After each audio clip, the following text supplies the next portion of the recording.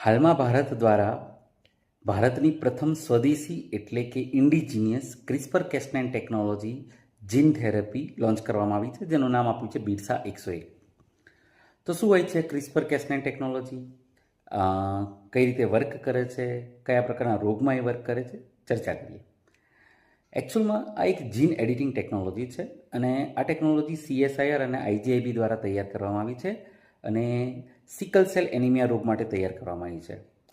Sickle cell એનિમિયાની અંદર થાય છે શું કે કોઈ ખરાબ જીનના કારણે આપણા જે સામાન્ય કોષ છે, એટલે કે જેમ કે લાલ રક્તકોષોની વાત કરીએ, RBCની વાત કરીએ, એના કોઈ જીનમાં ખરાબી આવવાથી આ જે કોષ છે એ સિકલ એટલે કે દાંતરડા જેવો આકાર પામી લે છે. સામાન્ય રીતે લાલ રક્તકણો જે છે દ્વિઅંતરગોળી એટલે કે બાયકોન કહેવાય છે, એની જગ્યાએ દાંતરડા જેવો આકાર થઈ જાય એટલે આ કોષ થોડા નબળા પડે છે, જેના કારણે વ્યક્તિ જે છે બીમાર રહે છે. અને આ વ્યક્તિ જે છે કન્ટિન્યુઅસ બીમાર રહે છે, જેમ કે એની ચામડી સુકાઈ જવી, એને ચાંદી પડવી, અલ્સર થવું. ઘણી વખત આ વ્યક્તિઓ જે છે એટલા બધા બીમાર હોય છે કે ચાલી નથી શકતા અને એને ઘણા બધા રોગ કન્ટિન્યુઅસલી થતા હોય છે.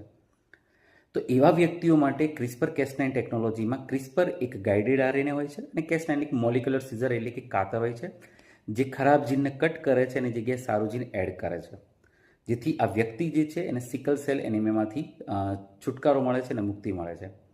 ભવિષ્યની અંદર આ ટેકનોલોજી જે છે એ કેન્સર, હિપેટાઇટિસ જેવા ગંભીર રોગોમાં પણ ઉપયોગી થશે અને એટલા માટે આ ટેકનોલોજી ભારતમાં વિકસિત થવી એ ભારત માટે ગૌરવ લેવા જેવી બાબત છે.